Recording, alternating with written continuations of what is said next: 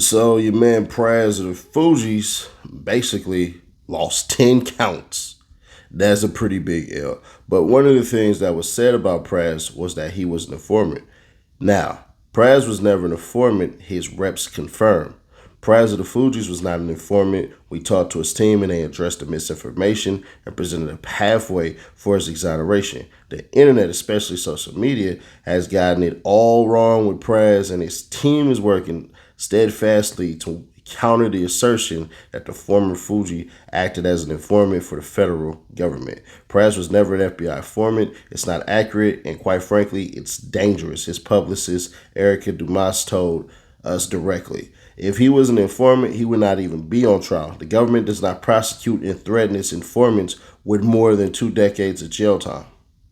The multi-platinum selling artist became an unlikely source of a scorn when his in-court testimony mischaracterized his relationship with the feds. High-profile celebrities like 50 Cent and Kyrie characterized Pras as a snitch or a rat. That's crazy if this man, Kyrie Irving, called you a rat. That's wild. The 50-year-old entertainer was found guilty on 10 criminal counts in a Washington, D.C. courtroom on Wednesday, April 26. Pras was accused of helping Malaysian businessman Joe Low gain political influence in the United States in exchange for $100 million. Moreover, a court document explained what Pras allegedly and actually did in an effort to help the U.S. extradite Chinese billionaire Gu Wingui. I don't know how to say his name. He maintained his innocence tenaciously and even took the stand in his own defense, an unusual legal maneuver. In court testimony during his defense, Pras said the following: "I took it upon myself to report because I thought the FBI should know." The statement was maligned through social media and other forms of media, but he volunteered information to the feds. Media outlets such as Rolling Stone, CNN, Bloomberg, and Vibe have adjusted headlines and stories to reflect that Pras was not an informant to the FBI.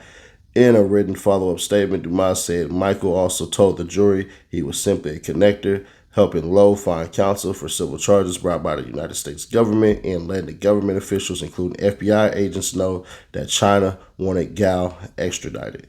Pras lawyer, David Kenner of Kenner Law Firm Encino, expressed how disenchanted he was with the guilty verdict. He also conveyed some optimism as the case moves into potential appeal and sentencing phase and all that BS. Now, let's just say this. I get what they're trying to say.